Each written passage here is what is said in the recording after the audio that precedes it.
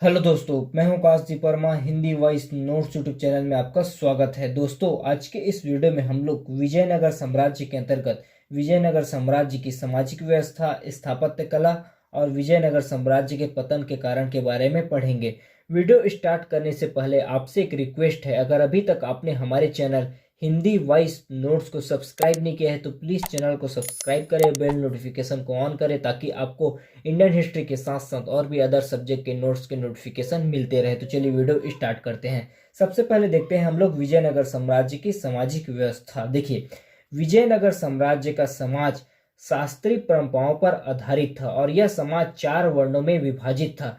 इस समाज में ब्राह्मण को विशेष अधिकार प्राप्त थे। 4 वर्ण में से एक वर्ण ब्राह्मण को विशेष अधिकार प्राप्त था और किसी भी स्थिति में ब्राह्मण को मृत्युदंड नहीं दिया जाता था। देखिए, विजयनगर साम्राज्य में समाज शास्त्रीय परंपराओं पर आधारित था और 4 वर्ण में समाज बटा हुआ था, जिसमें से ब्राह्मण को विशेष अधिकार प्राप्त थे और किसी भी स्थिति में ब्राह्मण को मृत्युदंड नहीं दिया जाता था विजयनगर साम्राज्य के अंतर्गत। देखिए, विजयनगर साम्राज्य में दास प्रथा का प्रचलन था और दास को वेश्वाक कहा जाता था। विजयनगर साम्राज्य का मुख्य त्योहार था महानवमी और यहाँ बाल विवाह का भी प्रचलन देखने को मिलता है। विजयनगर साम्राज्य के अंतर्गत व्यक्तियों को धर्मनिरपेक्ष की आजादी थी, अर्थात व्यक्ति अपने हिसाब से अपना अपना धर्म मान सकते थे। उसके बाद देखते हैं हम लोग विजयनगर साम्राज्य के अंतर्गत स्त्रियों की दशा। देखिए, विजयनगर साम्राज्य में स्त्रियों की स्थिति सम्मानजनक थी। स्त्रियां राज दरबार में विभिन्न पदों पर विराजमान थी।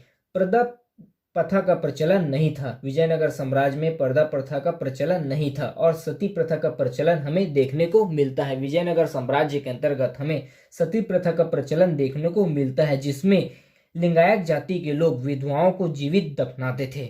उसके बाद देखते हैं हम लोग स्थापत्य कला। विजयनगर साम्राज्य की स्थापत्य कला। देखिए, देवराय द्वितीय के द्वारा हजारा मंदिर का निर्माण करवाया गया था।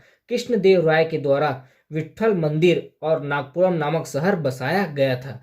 अच्युत देव राय के द्वारा अच्युत देव राय मंदिर का निर्माण करवाया गया था। देखिए, कुछ विशेष देखते हैं। यहाँ की जो स्थापत्य कला थी, विजयनगर साम्राज्य की जो स्थापत्य कला थी, उसमें कुछ विशेष डिजाइन हमें देखने को मिलते हैं, जैसे कि अलंकृत स्तंभ, कल्याण मंडप, विरूपाक्ष मंदिर और लोटस मंदिर विजयनगर साम्राज्य में प्रमुख आकर्षण का केंद्र था। विरूपाक्ष मंदिर और लोटस मंदिर विजयनगर साम्राज्य के अंतर्गत प्रमुख आकर्षण का केंद्र था। उसके बाद देखते हैं हम लोग विजयनगर साम्राज्य के पतन के कारण। देखिए, विजयनगर साम्राज्य में कृष्णदेव राय के बाद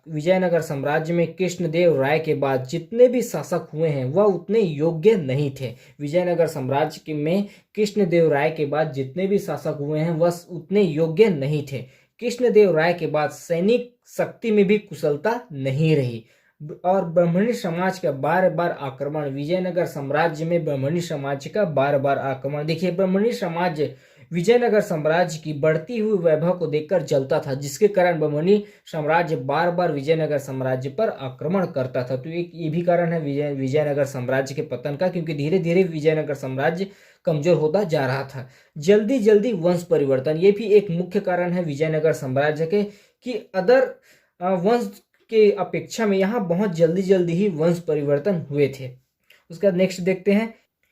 विजयनगर साम्राज्य के द्वारा बीजापुर व गोलकुंडा के विरुद्ध सैनिक अभियान के बाद दक्षिणी मुस्लिम रियासतों ने एक संघ बना लिया और इन्हीं मुस्लिम संघ के युद्ध के दौरान विजयनगर साम्राज्य पराजित हो गया। तो यह मुख्य कारण था विजयनगर साम्राज्य के पतन का। तो इस पार्ट में हम लोगों ने विजयनगर साम्राज्य का सामाजिक व्यवस्था, स्थापत्य कला और विजयनगर साम्राज्य के पतन के बारे में पढ़ा। इसके बाद हम लोग सूफी एवं भक्ति आंदोलन के बारे में पढ़ेंगे। अभी के लिए इतना ही। धन्यवाद।